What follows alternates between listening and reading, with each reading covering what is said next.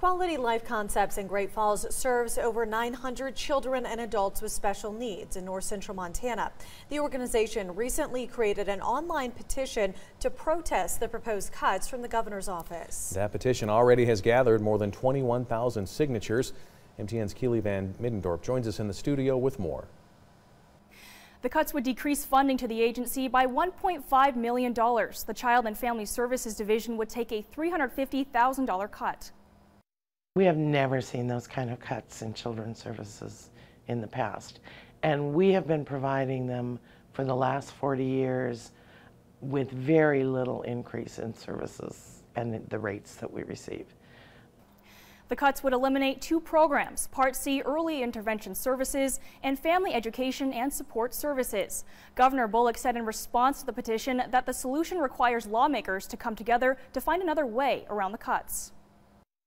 The path is either we make all these cuts or we come together and certainly make some cuts but increase some revenues. And we need them to increase revenues or there's no way to fund all the things that Montanans expect. The petition was sent to the governor's office and presented to lawmakers in Helena on Wednesday. I spoke with one family in Great Falls about what the Part C program means to them. Doctors said 2-year-old Olivia had a 20% chance of survival after birth. Her twin sister Isabella was given even less. Oh, you're strong. Wow.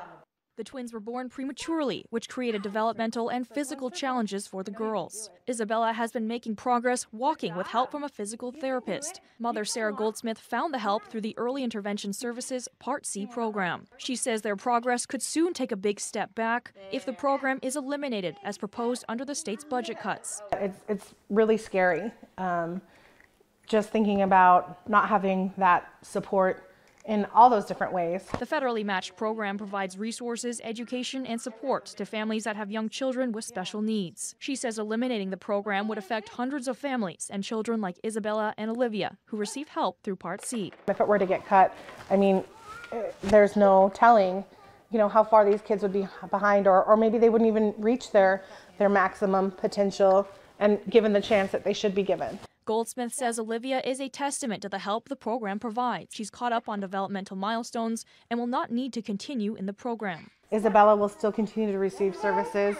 And there's no doubt in my mind without these services for kids like them, they wouldn't be caught up, they wouldn't be thriving as well as they are. Goldsmith says she was glad to sign the QLC petition and hopes lawmakers come to a final decision without putting children's needs in jeopardy. It'd be really disgraceful, really, to our children to cut a program that's so important for some of our bravest little warriors in this world. Governor Bullock says while unfortunate, the cuts will be felt by all. When you have to cut $227 million, folks will be impacted across the board.